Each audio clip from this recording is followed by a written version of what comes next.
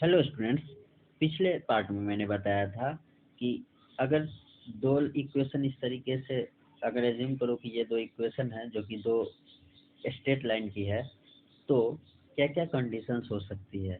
तो आपने देखा था उस वहाँ पे तीन कंडीशंस हो सकती है: इंटरसेक्टिंग, पैरेलल और कोइंसिडेंट। यानी कि किसी एक पॉइंट पे कट कर सकती है, नो पॉइंट पे कट करेगी आपस में, और एक दूसरे के ऊपर इन्फिनिटली मेनी पॉइंट्स पे टच करेगी। तो क्या क्या पॉइंट्स हैं जो आपको ध्यान में रखना है, ये मैंने कल बता दिया है ऑलरेडी, आप जाके देख सकते हैं। आज मैं आपको बताऊंगा कि इस इक्वेशन को देख के आप कैसे पता करें, अगर ये फर्स्ट इक्वेशन है स्ट्रेट लाइन की, ये सेकेंड इक्वेशन है, तो इस इक्वेशन के देख के कैसे आप पता करें कि वो लाइन इंटरसेक्टिंग होगी, पैरेलल होगी या कोइंसिडेंट और ओवरलैपिंग होगी। तो चलिए आज मैं आपको बताता हूँ। तो सबसे पहले फर्स्ट वाले इक्वेशन की में एक्स की कोफिशिएंट अपॉन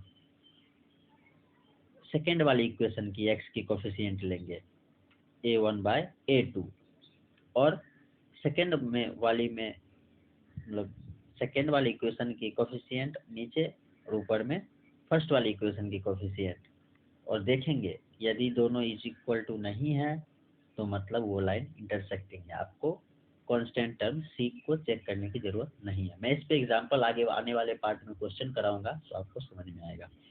चलिए नेक्स्ट देखते हैं कि पैरेलल लाइंस कब होंगी, जब x की कोफिशिएंट का रेशियो दोनों इक्वेशन में a1/a2, y की कोफिशिएंट का रेशियो b1/b2 और कांस्टेंट टर्म c1/c2, इस तरीके से चेक करेंगे। तो a1/a2 is equal to b1/b2 नहीं होगा तो वो इंटरसेक्टिंग लाइन हो जाएगा, लेकिन यहाँ पे दोनों इक्वल हैं तो c1/c2 से चेक करेंगे। अगर वो इक्वल टू नहीं है तो ये पैरेलल लाइंस हो जाएगा। अगर इक्वेशन ऐसा हमें इक्वेशन से ऐसा रिजल्ट आ रहा है तो यानी कि लाइंस जो होगी वो पैरेलल लाइंस होगी।